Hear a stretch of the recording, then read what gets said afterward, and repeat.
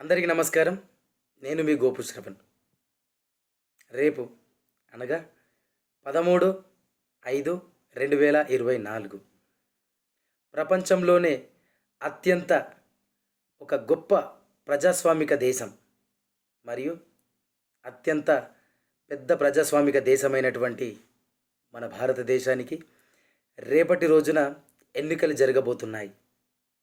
So భారతదేశం సర్వసత్తాక సామ్యవాద లౌకిక గణతంత్ర రాజ్యంగా పేరు పొందినది.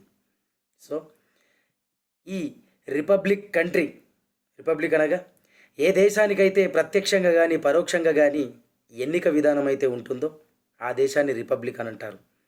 సో ఎన్నికలు ప్రజాస్వామ్యంలో నేను ఓ భాగస్వామిని. దేశ నాయకుణ్ణి ఎన్నుకోవడానికి ఈ దేశ రాజ్యాంగం నాకు ఒక హక్కును కల్పించింది. అదే హక్కు ఓటు హక్కు. దయచేసి India the biggest youth nation అని అన్నారు. యువకులు ఎక్కువగా ఉన్నటువంటి దేశం మన భారతదేశం. నీ ఒక్క ఓటు ద్వారా ఈ దేశం యొక్క భవిష్యత్ తరాల ఆర్థిక వృద్ధి మరియు ఆర్థికాభివృద్ధి నీ మీద డిపెండ్ అయి ఉంది. నువ్వు ఏ నాయకుడినైతే ఎన్నుకుంటున్నావో దయచేసి మనస వాచ కర్మన 1కి 4 సార్లు ఆలోచించి ఓటు వేయండి. ఎందుకనంటే ఒక 3 గంటల వినోదమైనటువంటి సినిమాను చూడడానికి ఎన్నో రివ్యూలు చూస్తాం.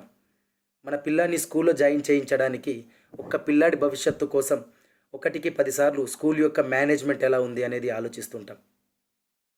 ఒక హాస్పిటల్లో ఏదైనా ట్రీట్మెంట్ తీసుకోవడానికి 1కి 10 సార్లు ఆలోచిస్తుంటాం. కానీ ఆలోచించకుండా మద్యం తాగి ఓటుకు నోటుగా డబ్బు తీసుకొని మన ఓటుని అమ్ముకుంటున్నాం. దయచేసి మనం వేసేటటువంటి ఓటు ప్రపంచ దేశాల ముందు భారతదేశం తలెత్తుకునే విధంగా చేసేటటువంటిది. మనం వేసేటటువంటి ఓటు రాబోయే ఎన్నో తరాల యొక్క భవిష్యత్తును మార్చేటటువంటి చట్టాలు శాసనాలు రూపొందించేటటువంటి ఒక నాయకుడిని ఎన్నుకునేటటువంటిది. మీ యొక్క విలువైన ఓటుని దయచేసి ఎలాంటి ప్రలోభాలకు లొంగకుండా ప్రత్యక్ష ప్రజాస్వామిక దేశంలో ప్రజాస్వామ్య పద్ధతిలో దయచేసి మీ ఓటును వేయండి.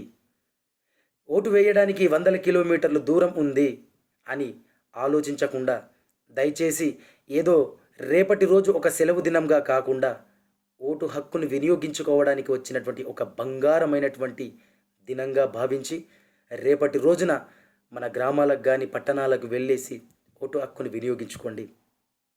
నిరంతరం పనిచేసేటటువంటి నాయకుడెవరు అనేటటువంటిది ఆలోచించి మీ యొక్క బుద్ధి మనసు రెండింటిని లగ్నం చేసి ఓటు వేయండి.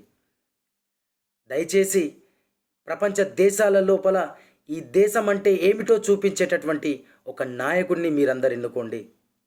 దయచేసి రేపటి రోజున మన ప్రపంచ దేశాలకు మనమంటే ఏంటో చూపించేటటువంటి రోజు కాబట్టి ప్రతి ఒక్కరూ మనస వాచ కర్మన రేపు ఎలాంటి పనులున్నా కూడా దయచేసి ఓటు హక్కును వినియోగించుకొని ఈ ప్రజాస్వామ్య దేశమైనటువంటి ఈ దేశం యొక్క భవిష్యత్తు మీ చేతుల్లో ఉంది కాబట్టి అందరికీ జై హింద్.